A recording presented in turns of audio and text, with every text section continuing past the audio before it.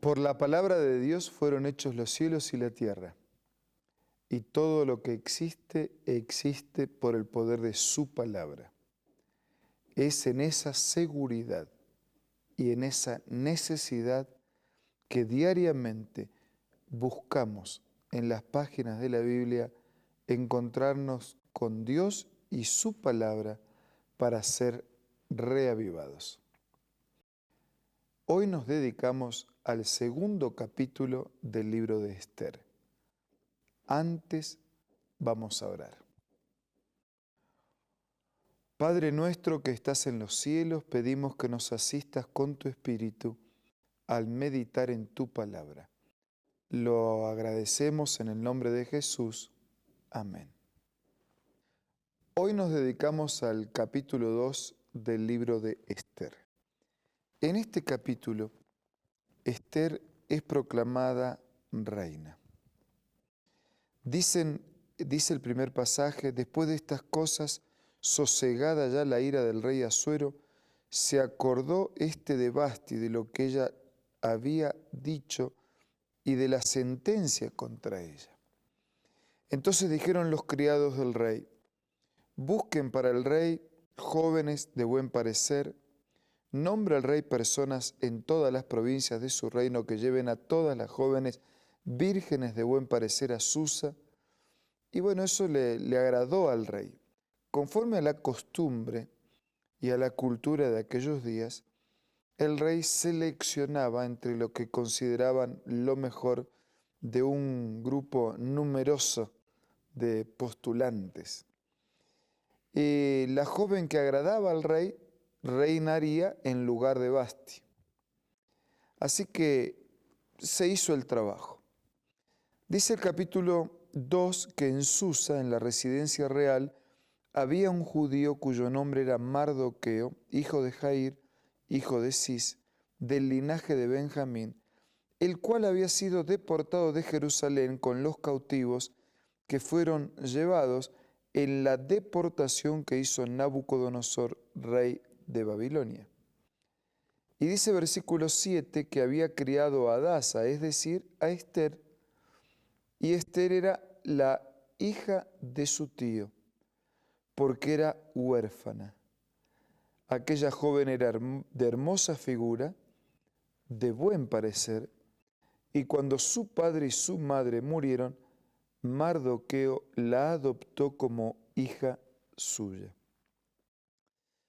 Sucedió entonces que cuando se divulgó el mandamiento y el decreto de traer las jóvenes como postulantes a reina, Esther también fue llevada a la casa del rey y se la puso al cuidado de Hegai, el guardián de las mujeres. Dice versículo 9 que la joven le agradó y halló gracia delante de él, por lo que se apresuró a proporcionarle atavíos y alimentos. También le dio doncellas de la casa del rey y la llevó con sus doncellas a lo mejor de la casa de las mujeres.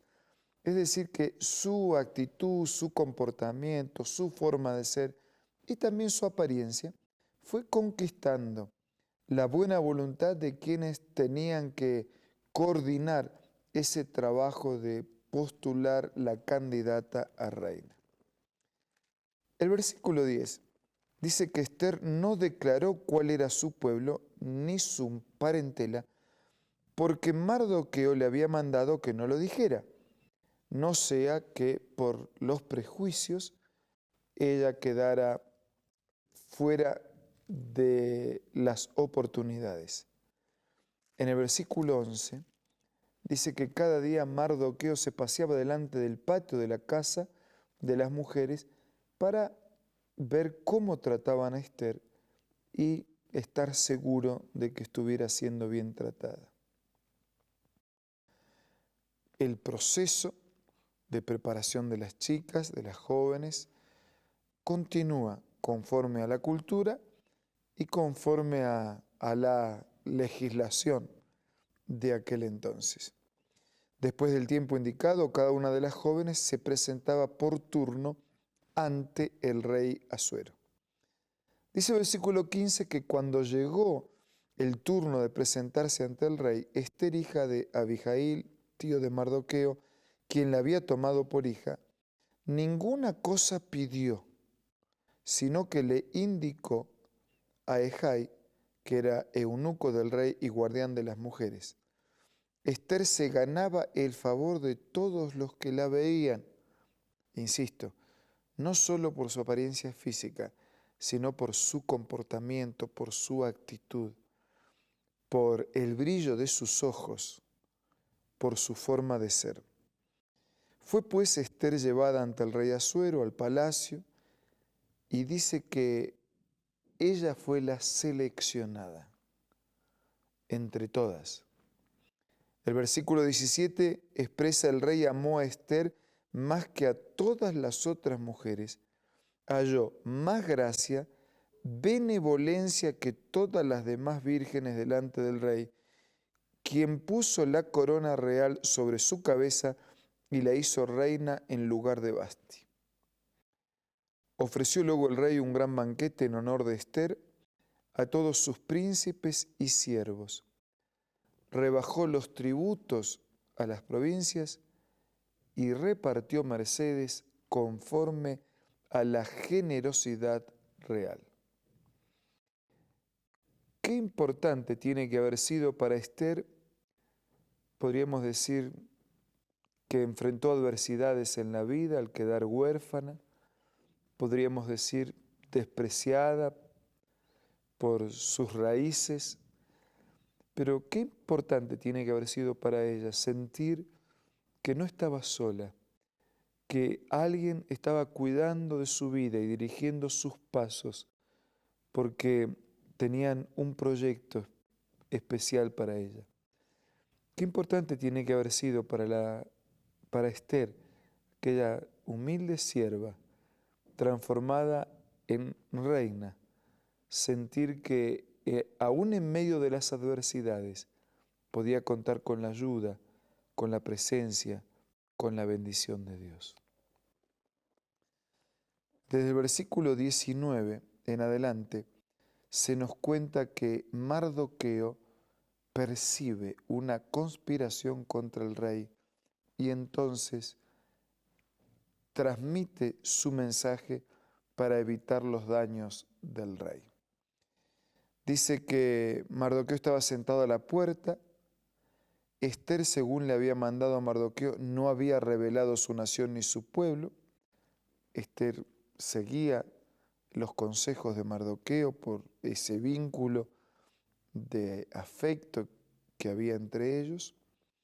En aquellos días, estando Mardoqueo sentado a la puerta del rey, Bigtán y Teres, dos eunucos del rey que vigilaban la puerta, estaban descontentos y planeaban matar al rey Asuero.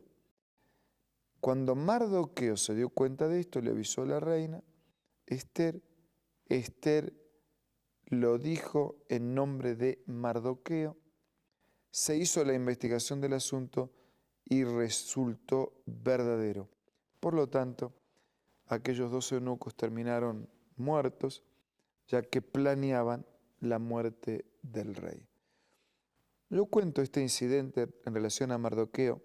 Vamos a ver después, más adelante, en análisis de otros capítulos de este libro, cómo este incidente ganó finalmente la confianza del rey, cómo Mardoqueo estaba sirviendo al rey. Y es interesante, en este capítulo, dos personas aparentemente despreciadas, los últimos de la fila. Uno es Mardoqueo, el otro es Ester. Ester termina siendo reina y Mardoqueo está dando los primeros pasos con la dirección de Dios para finalmente ser también un instrumento valioso en las manos del Señor. No hay últimos de la fila para Dios. Tarde o temprano, el Señor nos ofrece a todos un lugar en la primera fila, su amor, su afecto, su tiempo, sus bendiciones, sus promesas, como ocurrió con Ester, como ocurrirá con Mardoqueo. Tal vez usted se sienta el último de la fila, por las cosas que le pasaron, por las luchas, por los problemas, por situaciones que no se resuelven, porque está solo, porque parece que nadie se interesa en usted. Pero no, usted no es el último de la fila. Usted está en primera fila a los ojos de Dios.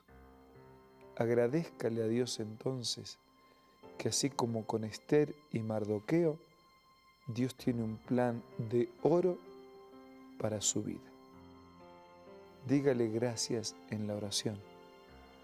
Descubre ese plan y sígalo.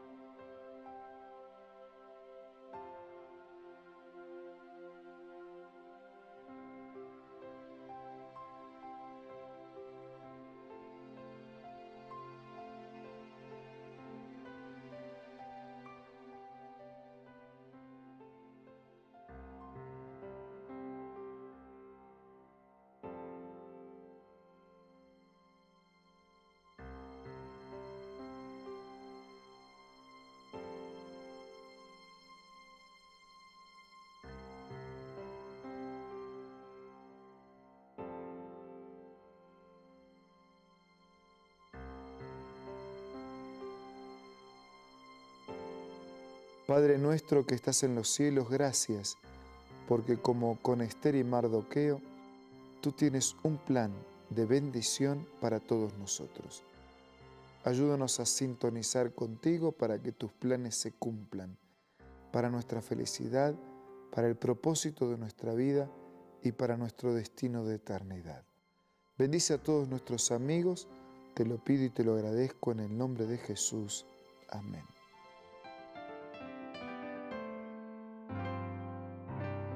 La Biblia, la palabra de Dios, es una carta donde nuestro Creador expresa su amor hacia la humanidad. Es una recopilación de textos que en un principio eran documentos separados, escritos por varias personas, todas ellas inspiradas por Dios. Primero en hebreo, arameo y griego durante un periodo muy dilatado y después reunidos para formar la Biblia cristiana.